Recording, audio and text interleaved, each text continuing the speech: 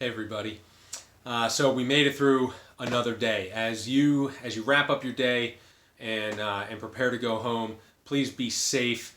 Please be safe out on the roads. We're having some bad weather, and hopefully everybody go home, have a good night. Try to rest, relax. Make sure you're eating right. Make sure you're getting enough sleep.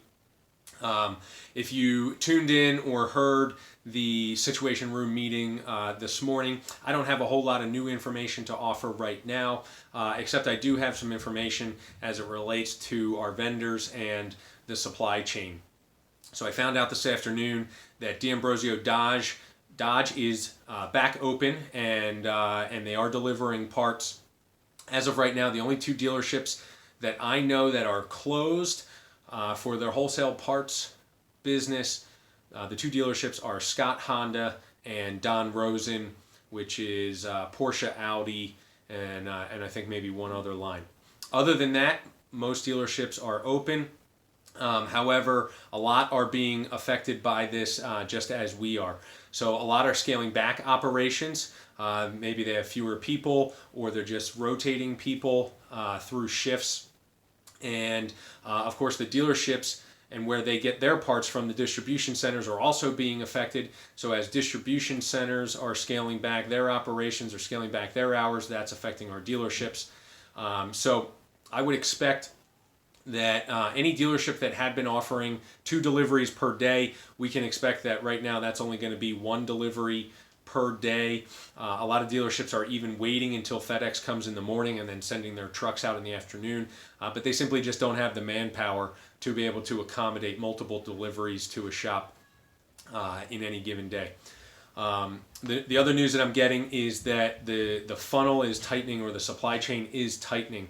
So all the way, from us all the way back up to the manufacturers, everybody is being affected by this. And as operations are shrinking, as people go out because they're sick or for whatever reasons, everything is kind of getting a little bit tighter.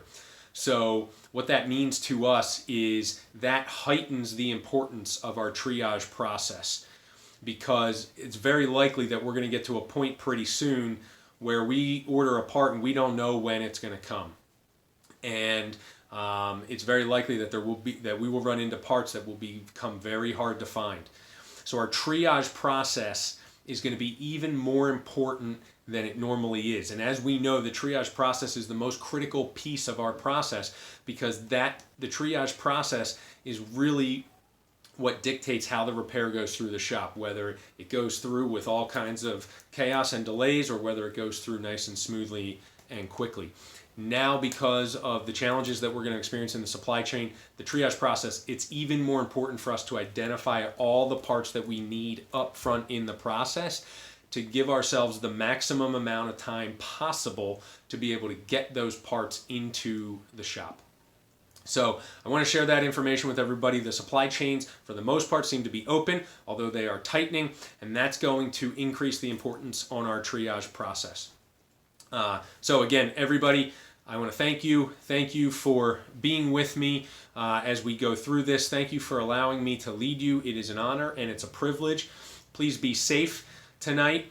Please get some rest. Please make sure you're taking care of yourself and taking care of your families. And we'll be back again live at 9 a.m. tomorrow. Have a good night, everybody.